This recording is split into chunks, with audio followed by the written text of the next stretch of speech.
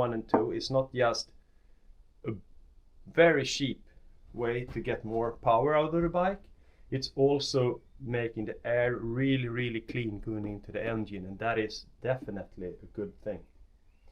So clean, so the mechanics was questioning me if I was cleaning it before leaving it for service. But just this is like, I think it's 3.5 Newton at 4,000 RPM, and it's like 2 horsepower at 4,000 RPM.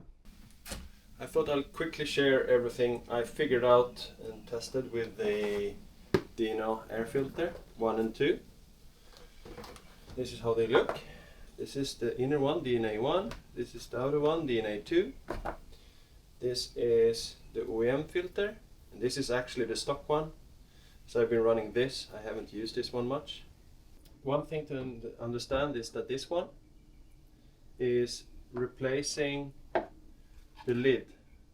When you use the lid and either OEM or DNA1, all the air is sucked through a snorkel going up in top of the bike, and that is like snorkeling for the bike. So opening this up, you let in a lot of more air. It will change the sound of the bike quite dramatically as well. See, there's marks of dirty water splashing up.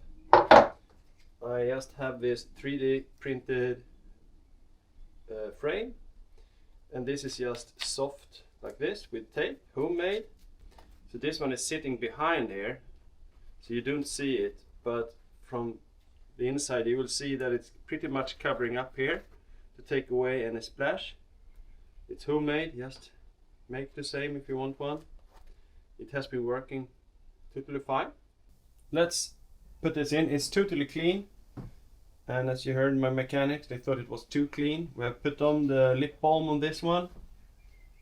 I think I can add some more here. I don't know exactly how much this should be, but it should be enough to so it get totally sealed, because you don't want any leaking air on the sides of this one. It's very dark, so I don't see anything, but I think I'm right there, and it should kind of, you don't want this to fall loose while riding either, so it's important that these ones really, there we got it, sits, and now that one is okay. You can see that. So now it's sitting perfect. And if you don't have the original lid on now, which is totally perfect, it won't gain any horsepower by this, but I think it's a bit cleaner than the OEM filter, apparently. Then you have this one on only, and you are in the stock mode. But I'll replace this one. Time to add the DNA2, and it goes there. But as you know, I want to have my little homemade splash guard over it. So, apparently I need to add that first. You see, it just sits around like this.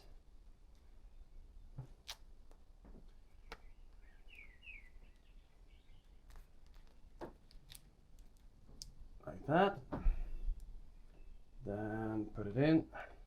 It's not pretty, but it does the job, and I think that is the most key.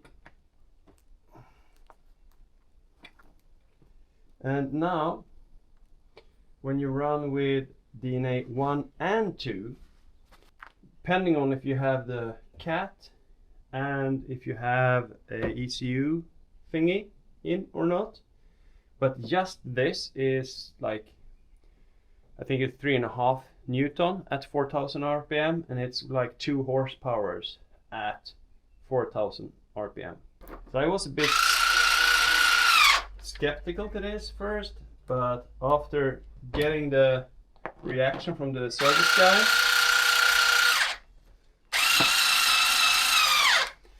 I'm pretty sure it makes a huge difference to filter the air twice. And it's kind of a no-brainer, isn't it? Of course it is. I know that people use frog skin and stuff for this, and I think that's totally fine. And that is to protect the DNA2 from the water. So, as you can hear, it's a cheap one. Because if you get water up here and it starts sucking, of course water is harder to suck through than the air on this side, but when you start to get up here for a longer while, then you have a problem. Here is the snorkel going up, and it comes out here, and it's about this big only. So just overriding that one with this, it's making a huge difference. Going in like this, and you have rubber grommet there and up here. They are just like that. And the base, pull this out so you see it's correct, and then you screw it in. Then you don't squeeze the plastic there. It's not always super lined. So that's that. And usually there is a little thingy here. I have lost that long time ago and forgotten about it, so I don't give a shit about it. But that's DNA1 and 2. And they really make a huge difference. Performance wise, if I choose to run with all the stuff, this is the DCAT and this is the Rapid Bike Smart 2. The best thing with this one is that it gave the best result. This is tunable in the bench, so it's tuned exactly for this bike. And it has a fault code reader, so if you get any fault codes, you can read it and reset it with this one. And you can also, just via the app go in and turn on and off this one, so you can turn it to OEM, so it just bypasses this one if you want. That's a few features that this one is the only one having. The Fulex and the Kuber ones don't have all those features. They are just, changing after a set map. This one you can do tailor map on. So a lot of numbers, I will just put this in so you can sit and read yourself. You can see I have a graph.